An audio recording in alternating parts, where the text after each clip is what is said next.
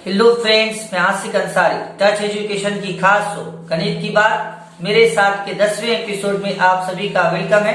आज हम लोग बहुत ही क्रिटिकल और इम्पोर्टेंट टॉपिक पर डिस्कस करेंगे, अर्थात एग्जाम में, परीक्षा में टाइम मैनेजमेंट कैसे करें। टच एजुकेशन को लाइक करें, सब्सक्राइब करें और ज्यादा से ज्यादा शेयर। जब हम परीक्षा दे रहे होते हैं तो एक साल की मेहनत को 3 घंटे के पेपर में लिख रहे होते हैं। ऐसे में अगर आते हुए भी क्वेश्चन आप अटेम्प्ट नहीं कर पाए, टोटल क्वेश्चन नहीं दे पाए, तो ये आपके लिए काफी चिंता का विषय है। तो आज इस वीडियो के बाद आपका चिंता, टेंशन दूर।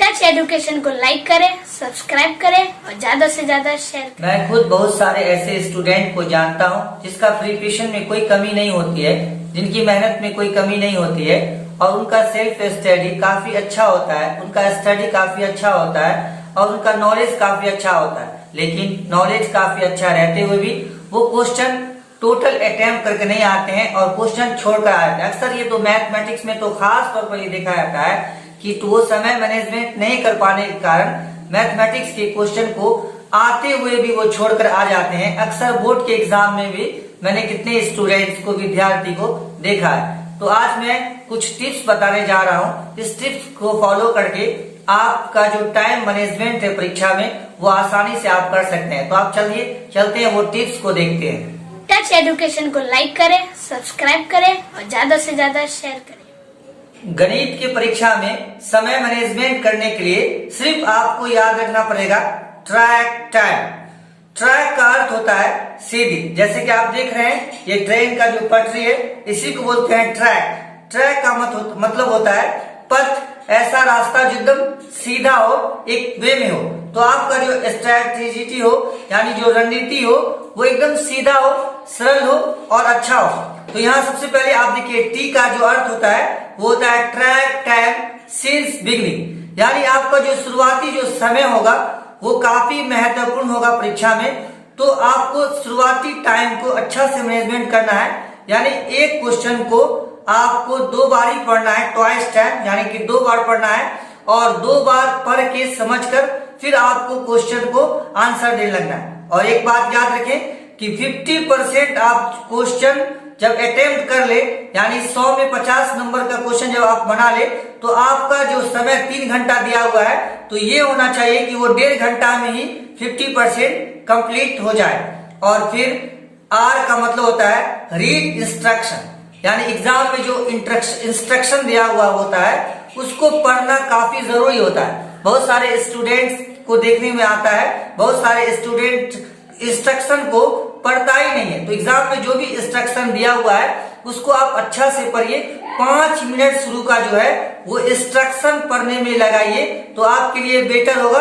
समय को आप अच्छा से मैनेजमेंट कर पाएंगे और इंस्ट्रक्शन जब आप पढ़ लेंगे तो आपको जो क्वेश्चन का जो क्राइटेरिया है वो समझ में आ जाएगा और अच्छा से इंस्ट्रक्शन को फॉलो करते हुए आप क्वेश्चन को अच्छा से जवाब दे सकते हैं। और फिर ए का मतलब होता है अटेम्प्ट ऑर्डर, मतलब आपको अगर 80% क्वेश्चन का जवाब आता है, याद रखेंगे, अगर 80% यानी 100 में 80 नंबर का जवाब अगर आपको आता है तो सीक्वेंस सीरीज में बनाएं, यानी 1 के बाद 2 के बाद 3 के बाद 4, यानी कि सीक्वेंस में समांतर श्रेणी में क्वेश्चन को हल करें। अगर आपको नहीं आता है तो आपको सबसे पहले जो क्वेश्चन आता है, यानी कि आप मान लीजिए क्वेश्चन नंबर 10 आता है, तो सबसे पहले आप क्वेश्चन नंबर 10 अटेम्प्ट करें।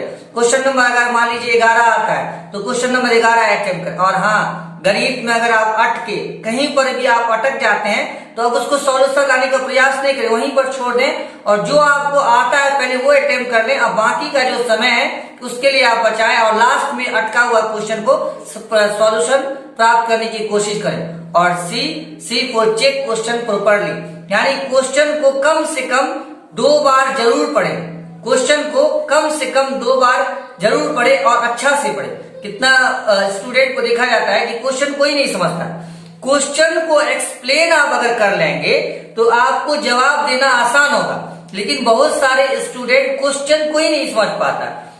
मिसाल के तौर पर कोई क्वेश्चन आपको 20 वर्ड में, 50 वर्ड में देना है, लेकिन और मैथमेटिक्स में कोई एक ऐसा सॉल्यूशन है जिसको आपको कह रहा है कि डिफाइन करिए। जैसे कि मान लीजिए एक क्वेश्चन लेते हैं गणित के अर्थ, परिभाषा और परिचय लिखें। तो यहाँ पर गणित का जो अर्थ होता है वो लिखना है, उसका परिभाषा लिखना है और उसका इंट्रोडक्शन ही लिखना है। लेकिन बहुत सारे स्टूडेंट उसका गुण भी लिख देते हैं, उसका पूरा बायोडाटा लिख देते हैं। ये क्या है, हमारा समय का खपत है। जितना कहे क्वेश्चन में उतना ही आपको बनाना है। टच एजुकेशन को लाइक करें, सब्सक्राइब करें और ज्यादा से ज्यादा शेयर करें। और के फॉर कीपिंग थिंग हैंडी, यानी मैथमेटिक्स में जो जरूरी होता है, यानी कि औजार box, instrument box, instrument box में जो भी होता है, जैसे कि आपको इरेजर है, पेंसिल है और क्या कहते हैं, जो भी प्रोटेक्टर है, जो भी आपको जरूरी सामान है वो आपके पास रहना चाहिए, आपके हैंड में रहना चाहिए।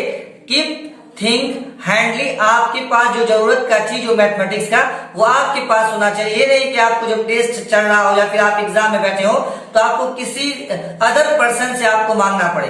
अगर आप अदर पर्सन से मांगते हैं तो खुद का समय को खपत करते हैं, नष्ट करते हैं। आपके पास ये सब चीज जो भी जैसे इरेजर है, सभी चीज आपके पास होना चाहिए। मैथमेटिक्स के एग्जाम में इस बात का खास ख्याल रखिए। और फिर टी फोर टिक क्वेश्चन, यानी कि जो आपको क्वेश्चन आता है सबसे पहले आप क्वेश्चन पढ़िए और क्वेश्चन पढ़ने के बाद सभी क्वेश्चन में जो आपको क्वेश्चन आता है उसको टिक करते जाइए। ये कि ये हमको आता है, ये हमको आता है, और उसी सीक्वेंस में आप उसको सॉल्व करते जाइए। और हाँ, जो क्वेश्चन कंप्लीट आप कर लिए हो उस क्वेश्चन को टिक जरूर कीजिए। क्वेश्चन नंबर पर टिक कीजिए, क्वेश्चन पर कुछ लिख लाइक नहीं कीजिए, सिर्फ क्वेश्चन नंबर पर आप टिक कीजिए कि ये क्वेश्चन हमसे हो गया। इससे क्या होगा कि आपको पता चलेगा कितना मार्क्स का आप बना लिए हैं और कौन कौन क्वेश्चन हो गया। ऐसा ना हो कि वही क्वेश्चन को आप दोबारा बना लें, इस बात का ख्याल रखें। और फिर आई फॉर इग्नोर सराउंडिंग, यानी हमारा जो वातावरण होता है एग्जाम के अंदर, जैसे कि कोई शिक्षक होते हैं, एग्जाम देने वाले जो होते हैं, कोई आ गया उससे बात करने लगते हैं वो, तो उसके तरफ आपका माइंड कतई नहीं जाना चाहिए। कहीं कुछ हो रहा है, कहीं कुछ हो रहा है, कुछ हो रहा है, कोई मर जाए या खत जाए, लेकिन आपका जो फोकस होगा वो आपके एग्जाम पेपर पर होना चाहिए। आपके शिक्षक जो भी करे, आप उस पर अगर ध्यान देंगे तो आपका जो माइंड जो है वो बढ़ जाएगा, जिसके कारण जो है आपका समय खपत होगा। तो आपके सराउंडिंग यानी आपके चारों ओर जो वातावरण है उस पर बिल्कुल भी ध्यान नहीं दीजिए। और aim for minimum bio break, मतलब जो हमारा जो जरूरत हो, जैसे कि हम पानी पी लेते हैं, कभी कभी एग्जाम में होता है कि चपरासी सब जो भी होता है वो पानी लेने के लिए आता है, तो हम लोग क्या करते हैं कि हाँ लाइए एक गिलास पानी पी लेते, प्यास लग जाते हैं। नहीं, वो प्यास को आप बर्दाश्त कीजिए और जो अपना बायो ब्रेक जो है उसको आप नहीं तोड़िए।